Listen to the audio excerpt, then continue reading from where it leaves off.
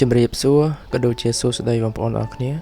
ស្វាគមន៍មកកាន់វីដេអូរបស់ខ្ញុំម្ដងទៀតហើយនៅបងប្អូនថ្ងៃនេះដែរគឺខ្ញុំមកធ្វើសំណូមពរបងប្រុសម្នាក់ដែលគាត់ចង់ឲ្យខ្ញុំបញ្ជាក់អំពីផ្លូវចេញពីរង្វង់មូលវារិញទៅកាន់ព្រៃប្រោះដែលគេហៅថាតាពាំងអំពៅបងប្អូនហើយសម្រាប់ផ្លូវនេះដែរគឺខ្ញុំបញ្ជាក់ថាគឺពិបាកបងប្អូនពិបាកខ្លាំងហើយសម្រាប់ទស្សនវិជ្ជានៃការបើកបរវិញគឺសម្រាប់ឡានខ្ពស់ណាខ្ញុំនិយាយប្រភេទ pick up បងប្អូនប្រភេទ pick up គឺយើងបើករយៈពេលប្រហែលជា1ម៉ោងកន្លះហ្នឹងខ្ញុំសូមនិយាយបែបអ្នកឆ្លាញ់ឡានដែលយើងនិយាយថាអ្នកដែលឆ្លាញ់ឡានណាតែបើសិនជាបងប្អូនគាត់បញ្ញាប់អូខេគាត់អាចជន់បានក៏ប៉ុន្តែវាហានិភ័យបន្តិចលើគ្រឿងក្រោម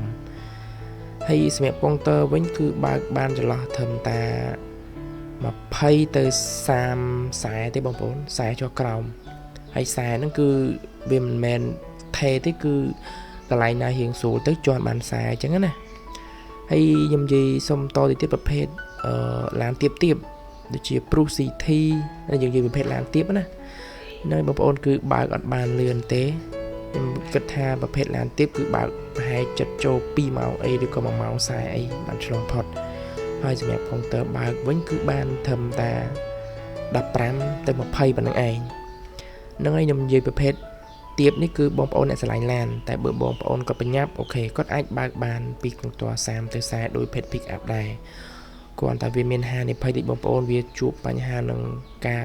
ធ្វើទុកគ្រឿងក្រោមឡានទៀបពូផ្លូវនេះវាសម្បូរទៅដោយថ្មបងប្អូនកលុកវាសំខាន់ថ្មហើយថ្មប៉ិនក្បាលជង្គង់បងប្អូនដឹងស្រាប់ហើយថ្មវាមិនមែនស្មើទាំងអស់ទេគឺវាមានកពីកពើកអញ្ចឹងវាហានិភ័យសម្រាប់បងប្អូនឡានទៀបដែលចង់ធ្វើដំណើរលើផ្លូវនេះ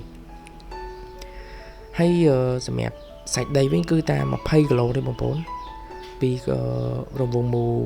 វារិញទៅដល់ព្រៃប្រោះតាពាំងអំពៅនឹងគឺតែ20គីឡូទេហើយនឹងឲ្យបងប្អូនអាចចូលមើលនៅក្នុងវីដេអូនេះបានគឺខ្ញុំធ្វើប្រហែលជា5ទៅ6នាទីទេដើម្បីលម្អិតឲ្យបងប្រុសហើយនេះបងប្អូនបានស្រាប់អញ្ចឹងឡានដែលខ្ញុំធ្វើដំណើរនេះគឺខ្ញុំធ្វើដំណើរនៅលើរថយន្តការ៉េបងប្អូនវាថាឡានការ៉េមួយតោនណាអញ្ចឹងខ្ញុំបើកបានតែកុងទ័រពី15ទៅ20ទេហើយខ្ញុំបើកបានតែលេខ2ហើយនឹងលេខ3ហ្នឹងគឺលក្ខណៈថាផ្លូវយើងស្រួលទេបងប្អូនអាចបានបើកបានលេខ4ខ្ញុំនិយាយតែអញ្ចឹងដោយសារតែបងប្អូនបញ្ញាប់អូខេបងប្អូនបើកបានតែបើបងប្អូនអ្នកស្រឡាញ់របស់អូខេបងប្អូនបើកលឿនទៅវាឃើញថាយើងអ្នកស្រឡាញ់របស់វាតរីងទុងឆាងណាបងប្អូនបានឃើញឡានរបស់ខ្ញុំស្រាប់អញ្ចឹងគឺគាត់បើកអត់លឿនទេណាគាត់បើកតាមសមត្ថភាពនៃឡានបើកបានកងទ័រប្រមាណវាអត់សូវលាក់ខ្លាំងវាអត់សូវទុកខ្លាំងអញ្ចឹងណាហើយសម្រាប់ខែនេះបងប្អូនគឺខ្ញុំគិតថាពិបាកខ្លាំងដោយសារខែនេះខែមេភ្លៀងហើយប្រហែលខែមុនភ្លៀងខ្ញុំទៅនេះគឺផ្លូវគេឈូសឆាយទៅយើងបើកបានពី40ទៅ50អីដែរបងប្អូនកន្លែងណារៀងស្រួលណា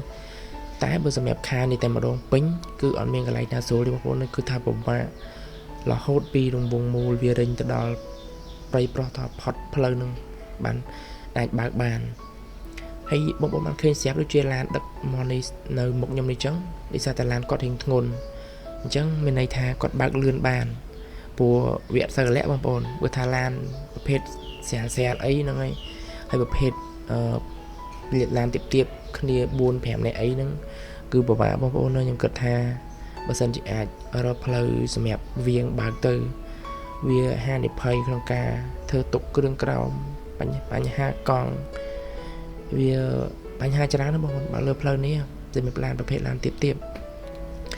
ហ្នឹងហើយបងប្អូនវីដេអូនេះខ្ញុំលម្អិតតែប៉ុណ្្នឹងទេហើយក៏អរគុណដែរដល់បងប្រុសដែលបានខមមិនលើវីដេអូរបស់ខ្ញុំឥឡូវខ្ញុំធ្វើវីដេអូ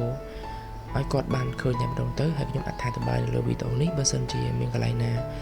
លឺលួខ្វះខាតក៏សូមអធិស្ឋានអភ័យទោសអរគុណទៅតាមដានវីដេអូនេះបន្តិចទៀតទៅនឹងចប់ឲ្យបងប្អូនអរគ្នា